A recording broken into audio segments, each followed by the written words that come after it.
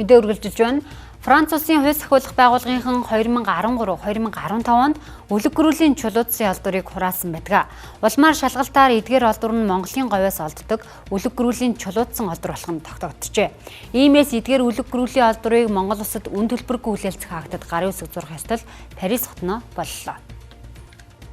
Монгол улсад хүлээлгэн өгч байгаа 29 багц олдвор донд 70 сая жилийн тэртээ Монголын говьд амьдарч байсан шинжлэх ухааны нэн өндөр ач холбогдолтой үлэг гөрүүлүүдийн чулуужсан ясны хэсгүүд байгаа юм а.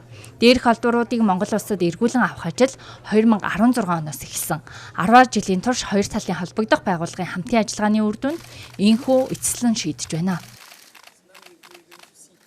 Ер нь бол энэ динозаврын олбор гэдэг бол энэ дэлхийн судлалд бас маш их чухал ийм үйл явц байдаг. Тэгэхээр энэ зөвхөн монголчуудын хувьд биш, бас одоо дэлхийн тухайн үед цаг уурын өөрчлөлт, за мөн амьдарч ирсэн амьтад гэх мэтчлэн олон зүйлийг энүүгээр дамжуулж судалгаа хийгддэг учраас одоо хүн төрөлхтний түүх, дэлхийн түүхтэй одоо маш чухал ийм ач холбогдолтой үйл явдал гэж үзэж байгаа.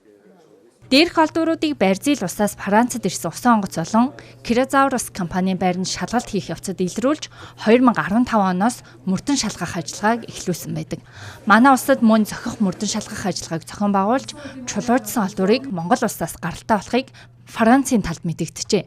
Эдгээр үлэг гөрүүлийн олдврыг байгалийн түүхийн музейд шилжүүлж, наривчлан судалж, цаашид олон нийтийн хүртэл болгохоор төлөвлөсөн байна.